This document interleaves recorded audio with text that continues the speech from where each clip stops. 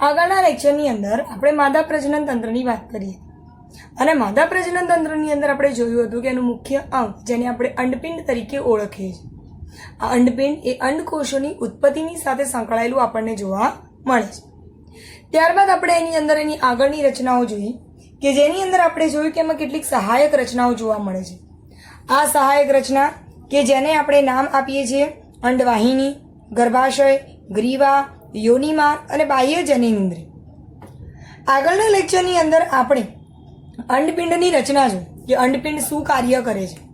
તે અંડપિંડ એ ઉત્સેચકોનો સ્રાવ કરે છે, તે અંડકોષની ઉત્પત્તિ કરે છે અને એ સિવાય એનું સ્થાન ક્યાં આપણને જોવા મળે છે.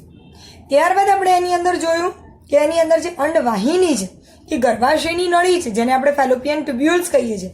આ ફેલોપિયન ટ્યુબ્યુલ્સ કે જે કોની સાથે જોડાય છે આગળ તો કે પહેલા આપણે જોયું હતું કે અંડપિંડ. આ અંડપિંડ કોની સાથે જોડાય તો કે અંડવાહિની સાથે જોડાય છે અને આ અંડવાહિની કે ગર્ભાશય નળી જે બંને બાજુથી ગર્ભાશયની સાથે જોડાય છે. કારણ કે અંડપિંડ એક જોડ છે, અંડવાહિની પણ એક જોડ જોવા મળે, જ્યારે ગર્ભાશય એ આપણને એક જ જોવા મળે છે. એનો મતલબ એ થયો કે બંને બાજુથી ગર્ભાશય વચ્ચે હોય છે અને બંને બાજુ કોણ આવેલું હોય છે? અંડવાહિની. આ રીતની રચના એની અંદર જોવા મળે છે, જેની અંદર આપણે લાસ્ટ ટાઈમ જોયું કે આ જે અંડવાહિની છે એ ટોટલ 3 ભાગની અંદર વહેંચાયેલી છે. જેમાં એનો સૌથી આગળનો ભાગ જેને આપણે કીધું અંડવાહિની નિવાપ અને આ જે અંડવાહિની નિવાપ છે આની અંદર આપણને શું જોવા મળે છે? આંગળીઓ જેવી રચના. મતલબ કે આપણે પહેલા જોયું અંડવાહિનીના ટોટલ 3 ભાગ અને જેમાં આપણે પહેલો જોયો જેને આપણે નામ આપ્યું અંડવાહિની નિવાપ ઇન્ફન્ડિબિલસ. આ અંડવાહિની નિવાપ કેવો હોય છે તો કે ઘણી આકારનું આપણને જોવા મળે, જેની આગળની બાજુ આંગળી જેવી રચના જોવા મળે છે, જેને આપણે નામ આપ્યું ફિમરી. ફિમરીનું કાર્ય શું તો કે આ જે ફિમરી છે એ જ્યારે અંડકોષ મુક્ત થાય છે ત્યારે એની એ જે આંગળીઓ જેવી રચના છે એના હલનચલન દ્વારા એ અંડકોષને પોતાની તરફ ખેંચે છે. એ કામ એ કોનું છે? અહીંયા ફિમરી. ત્યારબાદ આપણે બીજો વિસ્તાર જોયો જેને આપણે નામ આપ્યું તુંબિકા. તુંબિકાને આપણે બીજા શબ્દોમાં કહીએ છીએ એમ્પ્યુલા. હવે આ જે ભાગ છે એ મધ્ય ભાગ છે અને આ મધ્ય ભાગ શેની સાથે સંકળાયેલો જોવા મળશે આપણને તો કે પહોળો ભાગ છે અને આ પહોળો ભાગ એ આગળ અંડકોષનું વહન કરાવે છે. અને ત્યારબાદ જો આપણે એની અંદર જોઈએ તેના પછીની રચના જેને આપણે કહીએ છીએ ઇસ્થેમસ. આ એક સાંકડું પોલાણ એ હવે ગર્ભાશયની સાથે જોડાય છે. આપણે અહીં સુધીની વાત કરીએ તો આપણે અહીંયા લખ્યું હતું ત્રીજું સ્થળ જેને આપણે નામ આપ્યું ઇસ્થેમસ. આ ઇસ્થેમસને આપણે બીજા શબ્દોમાં સેતુ કહીએ છીએ. સેતુ એટલા માટે કહીએ છીએ કારણ કે અહીં આપણને શું જોવા મળે છે તો કે અંડવાહિની નિવા એ ગર્ભાશયની સાથે ઇસ્થેમસના સાંકડા પોલાણ વડે જોડાતું હોવાથી એને આપણે શું નામ આપીએ છીએ? ઇસ્થેમસ અથવા તો સેતુ. આ રીતની રચના આપણને અહીં જોવા મળે છે. હવે જો આપણે ગર્ભાશયની વાત કરીએ પહેલા તો આપણે ધ્યાનથી સમજીએ કે આ અંડપિંડ એમ એટલા માટે લખ્યું કારણ કે એ માદા પ્રજનન તંત્રની શરૂઆત છે, પરંતુ સહાયક પ્રજનન અંગમાં તેનો સમાવેશ થતો નથી કારણ કે અંડપિંડ એ મુખ્ય પ્રજનન અંગ છે, મુખ્ય માદા પ્રજનન અંગ છે, માટે એની અંદર એનો કોઈ સમાવેશ થાય નહીં. માટે હવે અહીંયા અંડવાહિની અને ગર્ભાશય જે છે હવે આપણે જે ભાગ બધા ભણવાના છે એ બધા કયા કહેવાય? સહાયક પ્રજનન અંગો. હવે આપણે એની અંદર આગળ જે રચના જોવાની છે એ રચનાને આપણે નામ આપીએ છીએ ગર્ભાશયની રચના.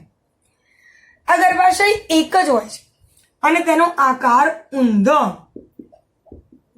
નાસપતિ જેવો જોવા મળે છે. ઊંધી નાસપતિ લઈએ એ રીતનો એનો આકાર જોવા મળે છે. ઉપરથી ભાગ પહોળો અને નીચે તરફથી સાંકડો, માટે આપણે એને કહીએ છીએ કે ભાઈ ઊંધી નાસપતિ આકારની રચના આપણને એની અંદર જોવા મળે છે. આ જે ગર્ભાશય છે એ બંને ઇસ્થેમસ એટલે કે અહીં એક સાઈડથી ઇસ્થેમસ અને આ બીજી બાજુનું ઇસ્થેમસ, આ બંનેની વચ્ચેનો જે ભાગ છે આ વચ્ચેના ભાગને આપણે અહીંયા નામ આપીએ છીએ ગર્ભાશય. આ રીતની આપણને રચના જોવા મળે, વચ્ચેનો ભાગ જેને આપણે નામ આપીએ છીએ અહીંયા ગર્ભાશય, યુટેરસ. હવે આ જે ગર્ભાશય છે એની જો આપણે રચનાને સમજીએ તો આ ગર્ભાશય એ આપણને પહેલા આપણે કોઈ પણ જ્યારે અંગ ભણીએ છીએ ત્યારે આપણે અંગનું પહેલા સ્થાન જોઈએ છે અને એનું સ્થાન જોયા પછી આપણે એની રચના લઈએ છીએ તો કે એનું સ્થાન કેવું જોવા મળે તો કે નિતંબની દિવાલની સાથે તે અસ્થિબંધ દ્વારા આપણને જોડાયેલું જોવા મળે છે. સ્થાન લઈએ આપણે.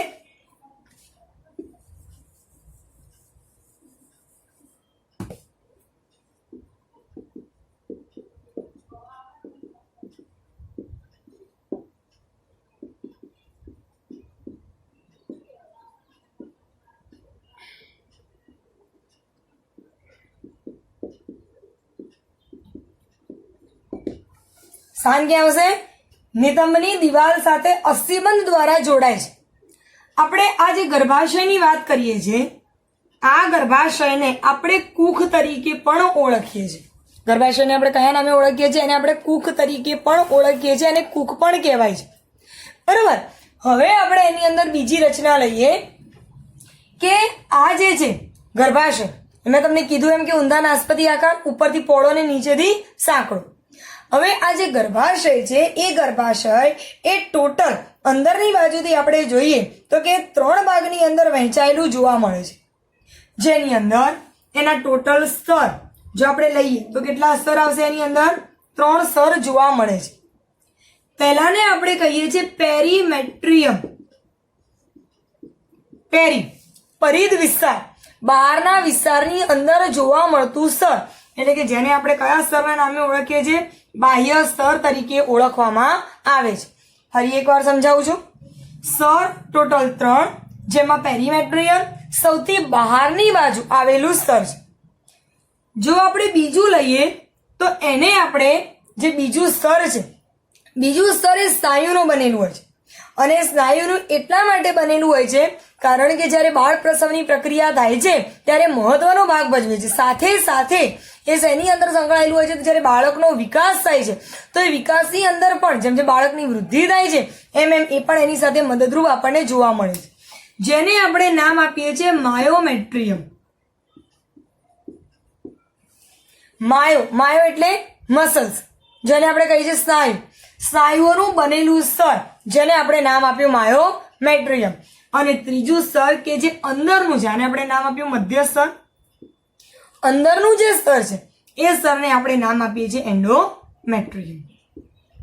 એન્ડો એટલે અંદર, અંદર રહેલું ગર્ભાશયનું સ્તર. ફરી એકવાર, જો ગર્ભાશયની વાત કરીએ તો કુખ કહેવાય છે, ઊંધા નાસપતિ આકારે હોય છે, સ્થાન નિતંબની દિવાલ સાથે અસ્થિબંધ બનાવે છે, સ્તર 3 પેરીમેટ્રિયમ, માયોમેટ્રિયમ અને એન્ડોમેટ્રિયમ.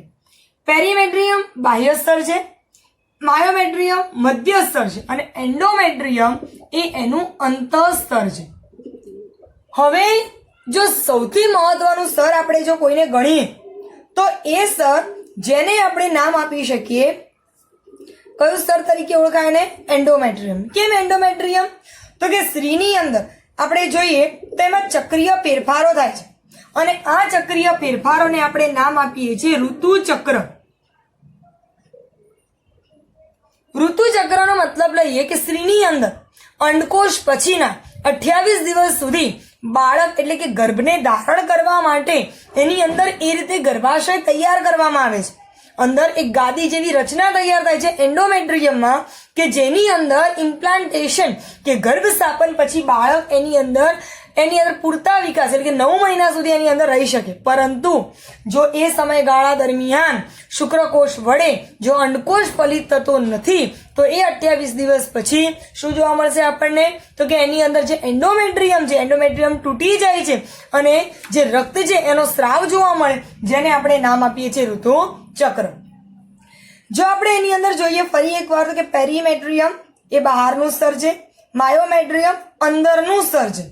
માટે અહીંયા જો આપણે લઈએ તો પેરીમેટ્રિયમ બાહ્ય સ્તર પાતળું, અને હંમેશા બહારનું પાતળું સ્તર કયું કામ કરે?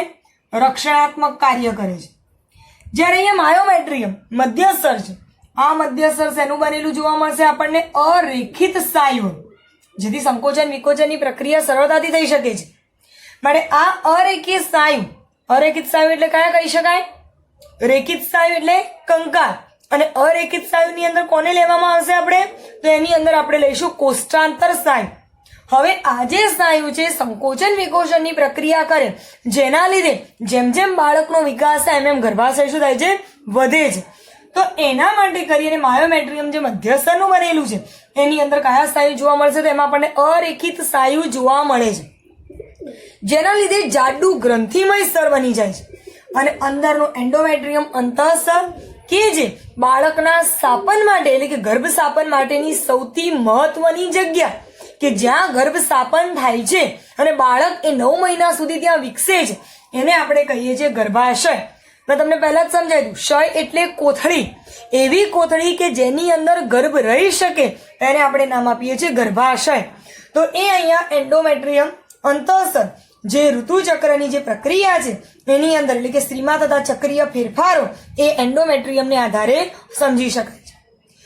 એ સિવાય જો આપણે બીજી રચના લઈએ તો આ જે ગર્ભાશય છે એ યોનિ માર્ગની અંદર સાંકડી ગ્રીવા દ્વારા ખુલે છે.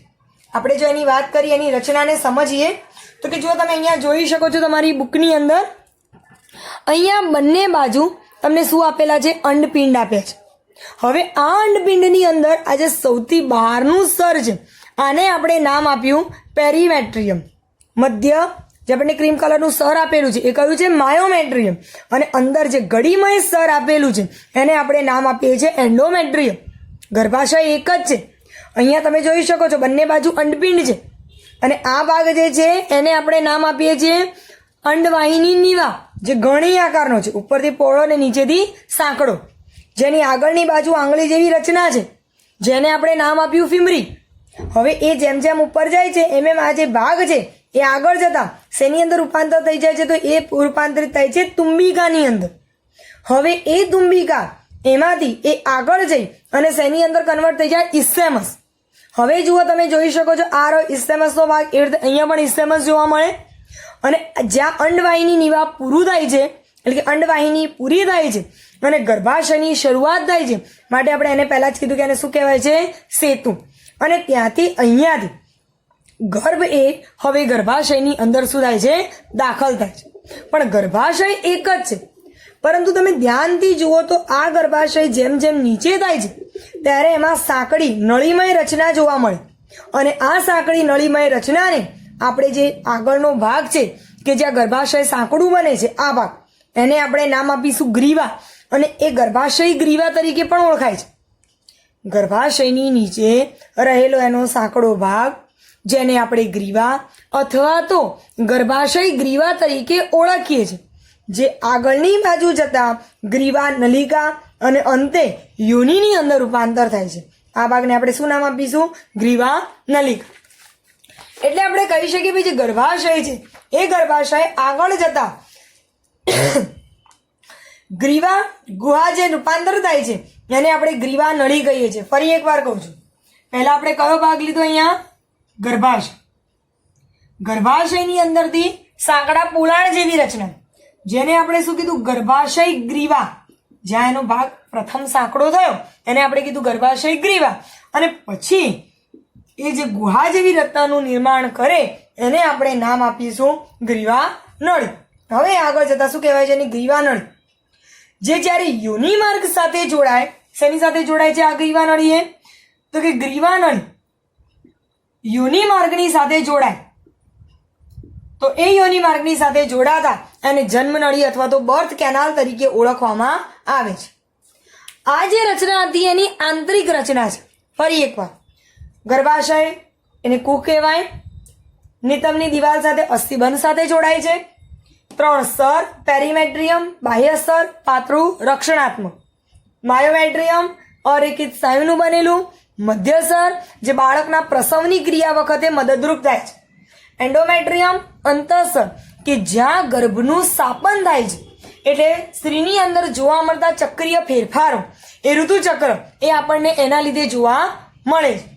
હવે જો આપણે આગળની વાત કરીએ તો આપણે કહીએ કે ભાઈ અંડવાહિની અથવા તો આપણે કહીએ કે જે અંડપિંડ છે એનો રસ્તો કયો છે, ભાઈ આગળ કયા કયા નિરૂપણ થાય.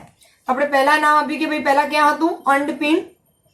અંડપિંડમાંથી ક્યાં જાય છે? અંડવાહિની. આપણે હવે અંડવાહિનીના 3 ભાગ લખવાની જરૂર નથી. આપણને ખબર છે કે એને 3 માર્ક સિવાય આગળ જઈ શકે નહીં. ત્યાંથી આગળ જાય છે ગર્ભાશયમાં, અને ગર્ભાશય એની નીચેની બાજુ.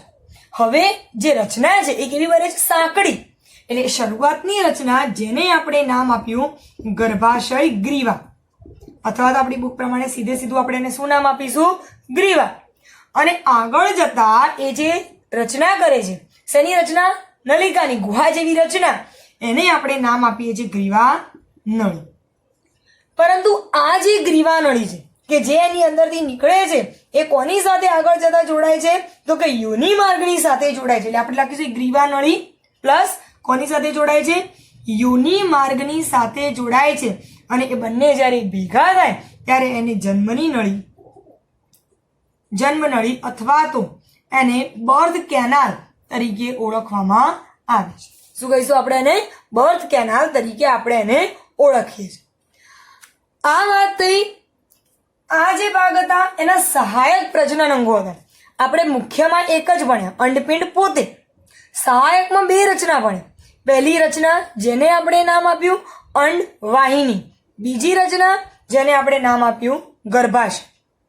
હવે આપણે એની ત્રીજી રચના લઈએ, અને આ ત્રીજી રચના જેને આપણે નામ આપીએ છીએ કઈ રચના કે? બાહ્ય જનનેન્દ્રિય, જે નર પ્રજનન તંત્રમાં પણ હોય, અને એ જ રચના માદા પ્રજનન તંત્રની અંદર પણ જોવા મળે છે. પરંતુ નરમાં એક જ રચના છે જેને આપણે નામ આપ્યું શિશ્ન. જ્યારે અહીંયા આવી ટોટલ આપણે પ્યુબિક, મોન્સ પ્યુબિક, બ્રગોસ્ટ, ગૌણ બ્રગોસ્ટ અને ભગ્ન શિશ્નિકા, આ બધી રચનાઓ આપણે શેની અંદર લઈએ છીએ? બાહ્ય જનનેન્દ્રિયની અંદર. એ પહેલા જો આપણે થોડુંક એક્સ્ટ્રાની અંદર જોઈએ તો સ્ત્રીની અંદર બાર્થોલિનની ગ્રંથિ જોવા મળે છે. સ્ત્રીની અંદર ફક્ત આપણને એક જ ગ્રંથિ જોવા મળે છે, અને આ જે ગ્રંથિ છે એ ગ્રંથિને આપણે નામ આપીએ છીએ બાર્થોલિનની ગ્રંથિ. હવે આ જે બાર્થોલિનની ગ્રંથિ છે, આ ગ્રંથિ એ સ્ત્રીની અંદર તેના યોનિ માર્ગમાંથી ચીકણા આલ્કલાઇન પાણી જેવા પ્રવાહીનો સ્ત્રાવ કરે છે. બરાબર, ફરીવાર આપણે અહીંયા લખીએ ગ્રંથિ જેને આપણે નામ આપીએ છીએ બાર્થોલિનની ગ્રંથિ. આ એક્સ્ટ્રામાં છે, તમારી બુકમાં નથી આપેલું એટલે ધ્યાન રાખજો. જેને આપણે કહીએ છીએ બાર્થોલિનની ગ્રંથિ ક્યાં આવેલી જોવા મળે? તો કે યોનિ માર્ગની અંદર આપણને જોવા મળે છે. બાર્થોલિનની ગ્રંથિ ક્યાં આવેલી હોય છે? યોનિ માર્ગની અંદર જોવા મળે છે. આ યોનિ માર્ગમાંથી ચીકણા આલ્કલાઇન પાણી જેવા પ્રવાહીનો સ્ત્રાવ કરે છે. કેવા પ્રવાહીનો? ચીકણા આલ્કલાઇન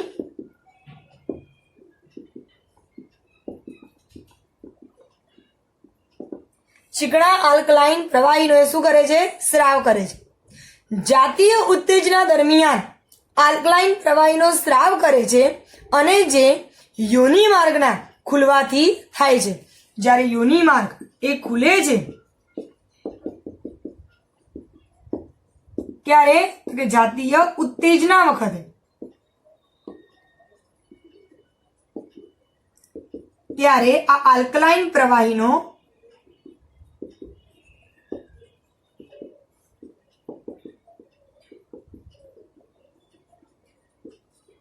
સ્ત્રાવ થાય છે. બરાબર, આપણી બુકમાં નથી આપેલું પણ આપણે એને યાદ રાખવાનું છે કે ભાઈ સ્ત્રીની અંદર બાર્થોલિનની ગ્રંથિ હોય છે, યોનિ માર્ગની અંદર હોય છે, તે ચીકણા આલ્કલાઇન પ્રવાહીનો સ્ત્રાવ કરે છે. યોનિ માર્ગનું જ્યારે ખુલે છે, ક્યારે ખુલે યોનિ માર્ગ? તો કે જાતીય ઉત્તેજના વખતે, ત્યારે તે આલ્કલાઇન પ્રવાહીનો શું કરે છે? સ્ત્રાવ કરે છે. ફક્ત આ એક જ ગ્રંથિ આપેલી છે. જ્યારે આપણે પુરુષની અંદર કેટલી ભણ્યા? 3. કઈ? શુક્રાશય, બીજી કઈ લીધી આપણે? પ્રોસ્ટેટ ગ્રંથિ, અને ત્રીજી આપણે લીધી એની અંદર બલ્બોયુરેથ્રલ ગ્રંથિ. તો આ રીતની રચના એની અંદર આપણને જોવા મળે છે. હવે આપણે એમાં થોડીક આગળની રચના લઈએ જેને આપણે નામ આપીએ છીએ બાહ્ય જનનાંગ.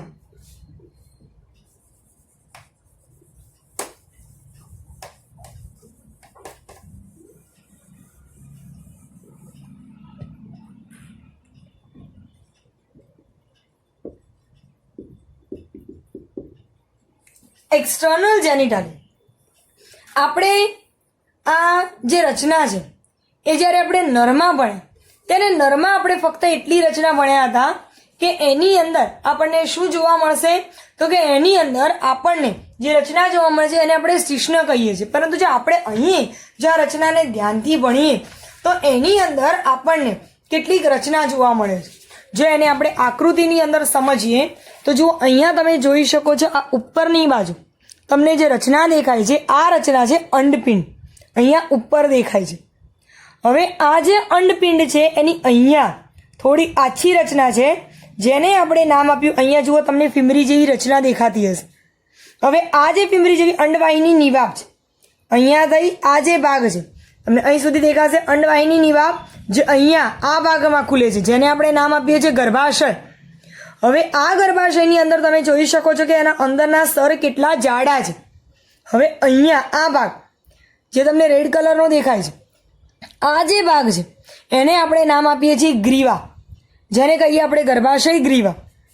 એ ગર્ભાશય ગ્રીવામાંથી આ જે નીચેનો ભાગ દેખાય છે આ ભાગને આપણે નામ આપીએ છીએ એની અંદર યોનિ માર્ગ જે છે.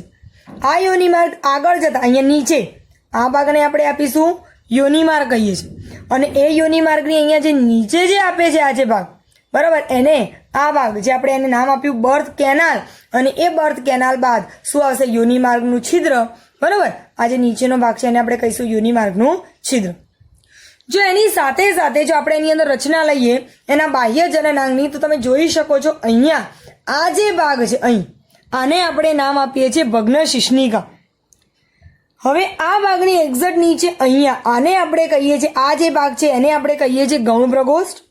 એની નીચેનો ભાગ છે એને આપણે કહીએ મુખ્ય પ્રકોષ્ઠ. અને અહીંયા આ જે રચના છે એને આપણે શેની અંદર લઈએ છીએ, તો કે બાહ્ય જનનાંગની અંદર લઈએ છીએ. આપણે પહેલાં એનું થોડુંક સ્ટ્રક્ચર સમજી લઈએ અને પછી આપણે એની આગળ વાત લઈએ. હવે જો આપણે તમને બુકની અંદર જો એ જ રચના દેખાડું તો તમે જો ધ્યાનથી જોઈ શકો, અહીંયા સીધું તમને ગર્ભાશયની રચના આપેલી છે. આ ગર્ભાશય છે. ગર્ભાશય એનો આ આગળનો ભાગ, એની ટીપ જેને આપણે નામ આપ્યું ગર્ભાશય ગ્રીવા. અને એ ગ્રીવા આગળ ગઈ અને આની અંદર આને આપણે કીધું યોનિ અથવા તો યોનિ માર્ગ. હવે એ આગળ જાય છે અને અહીંયા એ યોનિ માર્ગ સાથે જોડાઈ બર્થ કેનાલ બનાવે છે જેને આપણે વજાઈના પણ કહીએ. હવે અહીંયા આ જે ભાગ છે આ ભાગને આપણે કહીએ છીએ ભગ્ન શિશ્નિકા, જે અહીંયા દેખાય છે. એની નીચે આ જે ભાગ છે આ ભાગને આપણે કહીએ છીએ ગૌણ પ્રકોષ્ઠ, અને એની આ નીચેનો ભાગ જેને આપણે નામ આપીએ છીએ મુખ્ય પ્રકોષ્ઠ. બરાબર, આ રીતની રચના આપણને એની અંદર જોવા મળે છે. હવે આપણે જો એની રચના ડિટેલમાં લઈએ, આપણે એક એક રચના લઈએ તો કે પહેલા તો કે બાહ્ય જનનાંગની અંદર કોનો સમાવેશ થાય છે. તો એની અંદર પહેલા આવશે મોન્સ પ્યુબિક, ત્યારબાદ આપણે એની અંદર લઈએ મુખ્ય પ્રકોષ્ઠ,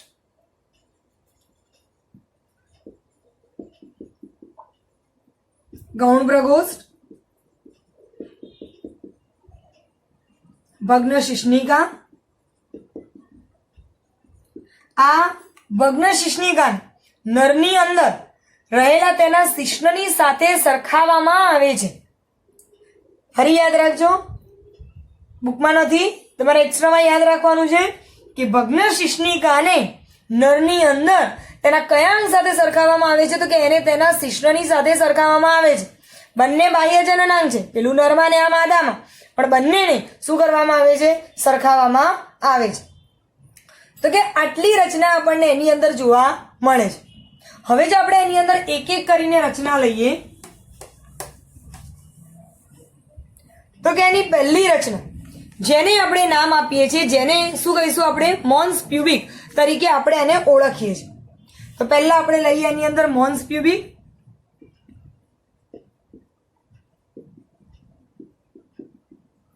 જેમ તમે આકૃતિની અંદર જોયું એમ કે આ જે મોન્સ પ્યુબિક છે એ મેદ પેશીની બનેલી ત્વચા દ્વારા આવૃત આપણને જોવા મળે છે.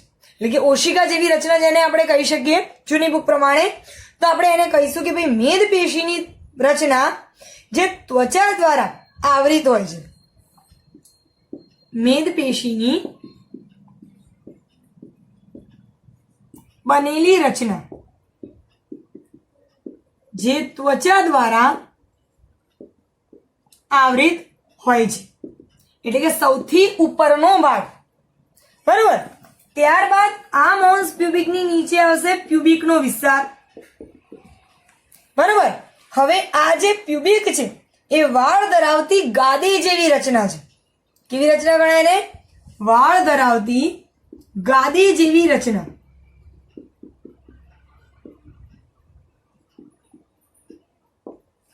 બરોબર. પહેલી રચના આપણે કહી લીધી તો કે તે મેદપેશીની બનેલી રચના છે અને તે ત્વચા દ્વારા આવૃત જોવા મળે છે. જ્યારે એની નીચે રહેલી રચના જેને આપણે શું નામ આપ્યું તો કે પ્યુબિક. આ જે પ્યુબિક છે એ વાળ ધરાવતી ગાદી જેવી રચના છે. જો તમે મુખ્યત્વે સમજો તો બંને રચનાને ભેગી લેવામાં આવે છે, બંનેને સેપરેટ આપણે જલ્દી કરતા નથી. બંનેની ભેગી રચના જો ગણીએ મોન્સ પ્યુબિક અને પ્યુબિક તો બંને એક કોશિકા જેવી એટલે કે મેદપેશીનું બનેલું હોય છે. એટલે એની અંદર જે નરમાશ હોય છે વધુ હોય છે અને માટે બંનેની ભેગી રચના જો આપણે ગણીએ તો કે મેદપેશીની બનેલી રચના કે જે વાળ દ્વારા આપણને આવૃત જોવા મળે છે. પણ આપણે આપણી બુક પ્રમાણે લઈએ તો કે મોન્સ પ્યુબિક મેદપેશીની બનેલી રચના જે ત્વચા દ્વારા આવૃત હોય છે, જ્યારે અહીંયા પ્યુબિક વાળ ધરાવતી ગાદી જેવી આપણને અહીંયા રચના જોવા મળે છે. ત્યારબાદ જો આપણે રચના લઈએ તો એ રચનાને આપણે નામ આપીએ છીએ મુખ્ય બ્રગોસ્ટ. કઈ રચના કહેવાય એને? મુખ્ય બ્રગોસ્ટ. આ જે મુખ્ય બ્રગોસ્ટને જો આપણે કહીએ એ માંસલ ગળીઓ છે જે મોન્સ પ્યુબિકની નીચે સુધી આપણને લંબાયેલી જોવા મળે છે. કેવી રચના જોવા મળશે આપણને તો કે આ જે રચના છે મુખ્ય બ્રગોસ્ટ એ માંસલ ગળીઓ છે જે મોન્સ પ્યુબિકની નીચે સુધી લંબાયેલી જોવા મળે છે. મતલબ કે માંસલ ગળી મોન્સ પ્યુબિકની નીચે સુધી લંબાયેલી રચના.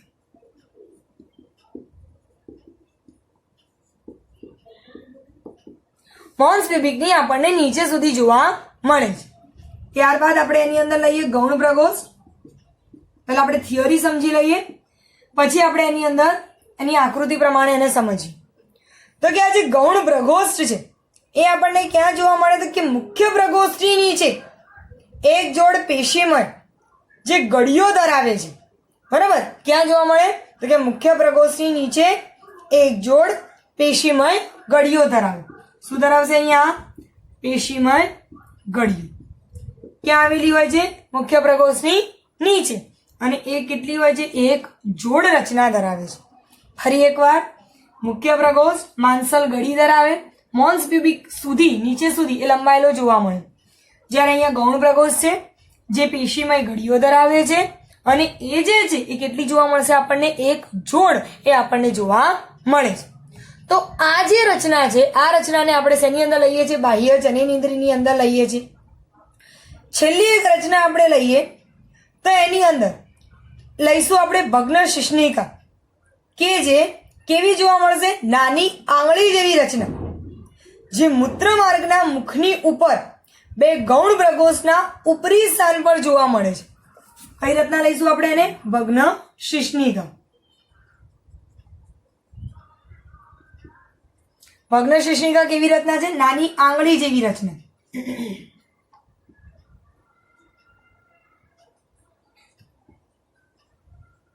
હવે આ જે રચના છે એ રચના આપણને ક્યાં જોવા મળશે તો કે જે ઉપરના ભાગે ગૌણ બ્રગોસ્ટના જંક્શન અને મૂત્ર માર્ગના છિદ્ર ઉપર જોવા મળે છે. મતલબ કે બંનેની આપણને વચ્ચે જોવા મળે. આપણે આપણી બુક પ્રમાણે એને જોઈએ તો કે મૂત્ર માર્ગના મુખની ઉપર બે ગૌણ બ્રગોસ્ટના ઉપરી સ્થાન પર આપણને જોવા મળે છે. આ જે રચના લીધી આ બધી જ રચના બાહ્ય જનનાંગની છે. જો આપણે એની આકૃતિને ધ્યાનથી સમજીએ તો જો તમે અહીંયા જોઈ શકતા હોય તો આ જે આકૃતિ છે એની અંદર તમે જોઈ શકો છો અહીંયા આ જે ભાગ છે ઉપરનો ભાગ જેને આપણે કહીએ છીએ અહીંયા આ જે ભાગ છે એને આપણે નામ આપ્યું પ્યુબિક. હવે એ પછી અહીંયા નીચે જે ભાગ છે એને આપણે કહીએ છીએ મુખ્ય બ્રગોસ્ટ નીચેનો ભાગ. ત્યારબાદ અહીંયા આ ભાગની અંદર ક્લિટોરિસ અથવા તો ભગ્ન શિશ્નિકા આપણને જોવા મળે છે અને અહીંયા વચ્ચેની તરફ આપણને શું જોવા મળશે? ગૌણ બ્રગોસ્ટ જોવા મળે છે. આ ગૌણ બ્રગોસ્ટ એ આપણને અહીંયા વજાઇનાના વિસ્તારને શું કરે છે? આવૃત કરતી આપણને જોવા મળે છે. આ રીતની રચના આપણે એની અંદર જોઈ શકીએ છીએ. ફરી એકવાર હું જો રિવાઇઝ કરું તો કે સ્ત્રીની અંદર આપણને બાહ્ય જનનાંગ જોવા મળે છે. આ બાહ્ય જનનાંગની અંદર મોન્સ પ્યુબિક એ મેદ પેશીની બનેલી રચના છે અને ત્વચા દ્વારા આવૃત જોવા મળે છે. ત્યારબાદ પ્યુબિક તે વાળ ધરાવતી ગાદી જેવી રચના છે. ત્યારબાદ મુખ્ય પ્રકોષ્ઠ કે જે માંસલ ઘડીની બનેલી રચના છે, પરંતુ મોન્સ પ્યુબિકની નીચે સુધી આપણને લંબાયેલી જોવા મળે છે. ત્યારબાદ આપણે લઈએ ગૌણ પ્રકોષ્ઠ. તો આ ગૌણ પ્રકોષ્ઠ એ પેશીમય ગળીઓ ધરાવે છે અને એક જોડ હોય છે. અને મેં તમને બતાવ્યું એમ આકૃતિમાં કે ગૌણ પ્રકોષ્ઠ એ શું કરે છે, તો ગૌણ જે પ્રકોષ્ઠ છે એ વજાઇના અથવા તો યોનિમાર્ગ બર્થ કેનાલ એને શું કરે છે, આવરે છે. ત્યારબાદ ભગ્ન શિશ્નિકા. આ જે રચના છે નાની આંગળી જેવી રચના છે અને આ આપણને ક્યાં જોવા મળશે, તો કે મૂત્રમાર્ગના મુખની ઉપર બે ગૌણ પ્રકોષ્ઠના ઉપરી જોડાણ સ્થાને આપણને જોવા મળે છે. હવે અહીંયા આપણને એક બીજી રચના જોવા મળે છે કે જે આપણે યોનિ માર્ગનું મુખ કીધું, જેને આપણે નામ આપીએ છીએ વજાઇના.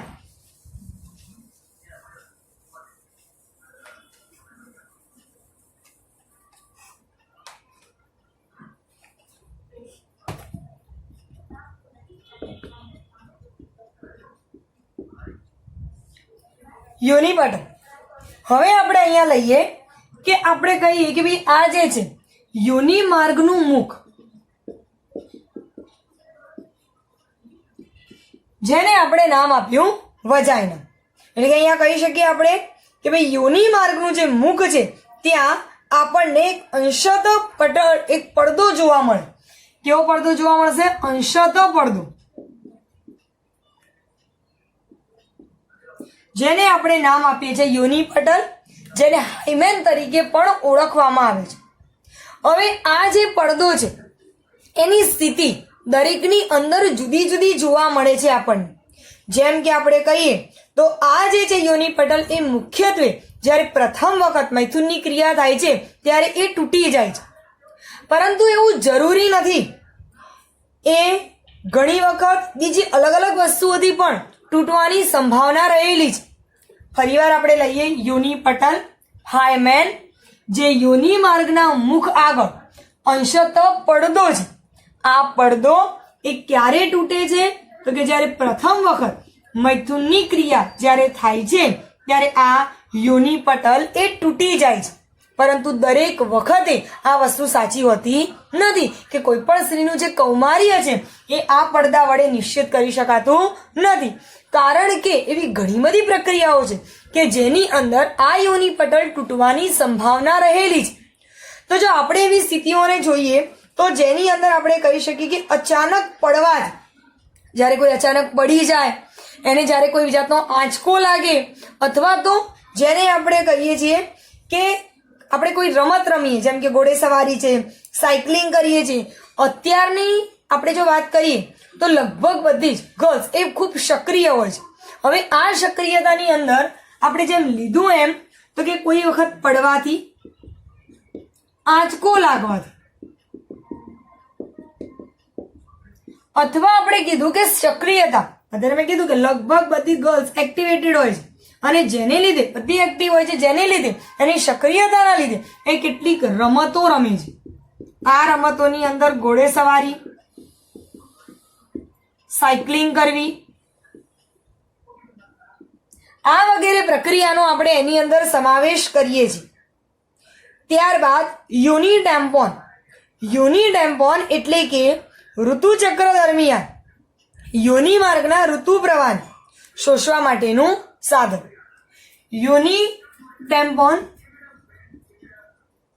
આનો ઉપયોગ ત્યારે કરાય છે કે જ્યારે ઋતુચક્રની પ્રક્રિયા દરમિયાન જ્યારે વધુ પડતું બ્લીડિંગ થતું હોય તો એ વખતે કે કોઈ સમસ્યા હોય તે દરમિયાન ત્યાંથી જ્યારે ઋતુચક્ર શરૂ હોય છે ત્યારે જે બ્લડ આવતું હોય છે એને જ્યારે શોષવું હોય તો એના માટે યોનિ ટેમ્પોનનો ઉપયોગ કરવામાં આવે છે.